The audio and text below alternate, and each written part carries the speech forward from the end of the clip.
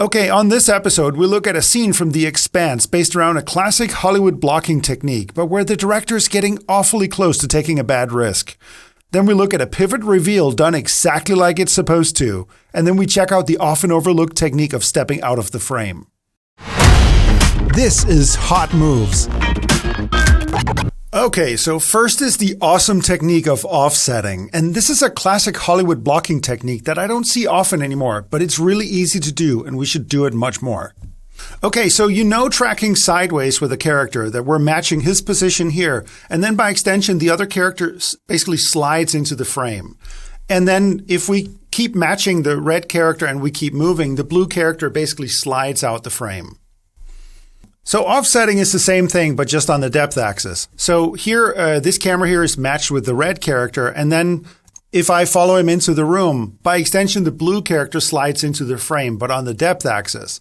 And if I keep matching the red character as they walk out, then the blue character slides out of the frame. Okay, so now over to the move from The Expanse. This is a long camera move, so we're going to break it up. Before the move gets into the actual technique that we want to talk about, there's a parallax reveal of the second character whose name is Bern Gorman. And he basically just slides into the frame because the camera goes to the left. And I want to talk about this move separately afterwards because there's actually a huge red flag here, something that can go really, really wrong if we're not careful. So it just tracks in and Bern Gorman effectively just slides into the frame. Okay, so now comes the actual technique, which is that as Amos walks into the room, we pull back with him. Basically, we offset by matching his position and open up the space so there's room for them to sit and talk. And again, in the diagram, we're just pulling back to basically match his movement, which is why I'm saying that this movement is so easy to do. So at this point, they just sit and talk, and Amos wants to know if Burns' wounds are healed because he's going to beat him up. And so now they get up to fight, and something interesting happens here because even though this is designed as an offsetting move, that's not how they end up executing it. And there's a great lesson there. So here we're just offsetting the position, going in and out with them. But in the real shot, the director's fudging with the timing, and this is great technique because then it just starts out as a push, like it's becoming more and more intense. And then Bern gets up, and then Amos gets up. So at its heart, it's still just an offsetting move, like it's designed like an offsetting move. But as soon as we fudge the timing, it looks like so much more. And then it cuts into a fight, which is where this angle ends. But why am I saying that there is a problem in the beginning? The problem is that the parallax reveal is just glued into the blocking. You'll notice that Amos just stands there, and had this been any other scene, this would be a dead moment where the characters are dead and we're just waiting for the blocking to finish. And that is torture.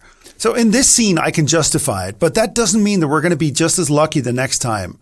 So you should never make the acting subservient to the blocking because it almost never works.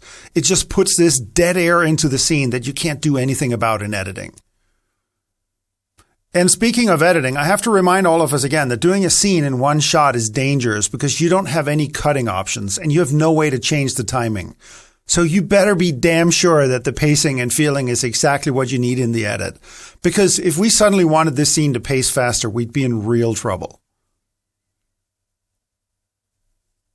Okay, up next is a scene that uses a pivot reveal perfectly. So for those of you who don't know, a pivot reveal is a move where you're locked onto the foreground so that all the movement goes into the background, all the parallax goes into the background. And then we can use that for revealing something. Or a slight variation where we do the pivot reveal to someone in the background and only then does something suddenly happen to them. And that's exactly what's so perfectly executed in this shot. So let's watch the shot so you get a chance at a true reaction. Captain, notice that all the movement is in the background. No one know where they go. Find them. Me on it, boss man. You can count on me.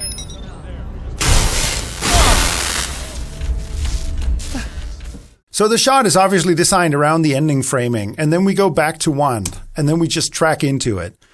And I love this kind of blocking because basically the framing is ready before the thing that happens in it. And it feels serendipitous. It feels like the blocking is on track. And again, notice that it's only because the captain is pinned to a place in the frame that all the movement goes into the background. And this is actually important because if you don't truly lock onto the foreground, then the movement doesn't go properly into the background, and then the reveal doesn't work, or it kind of washes out. In one of the live-action episodes of the Hot Move Show, we explore exactly what happens when you aren't clear on where you want the parallax.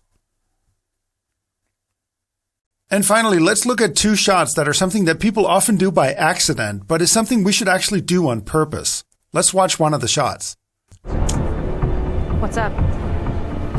Nothing. Radio silence from here on out. So it sometimes happens that the dolly's running out of track, so the dolly slows down and then the actors have to walk out of the frame. But there's something about it that looks so nice that we should actually design for it. It ties in with an understanding in acting that characters should have a destination when they walk out of a scene, some place they're going to. The acting teacher Uta Hagen famously said to an actor who said that their character was just going out, that out is not a destination. The character should have a next step, a next task. And, well, letting them exit the frame creates this feeling of purpose, that the characters have a destination. Here it is in another shot, and just notice what happens at the end. Of the need to limit the damage. I'm looking forward to working with you, Captain. We'll see you on New Terra. Again, we don't know if they're running out of space or track, or if the director just realizes that this looks cool. But James Holden feels like he has a purpose when he walks out of the shot.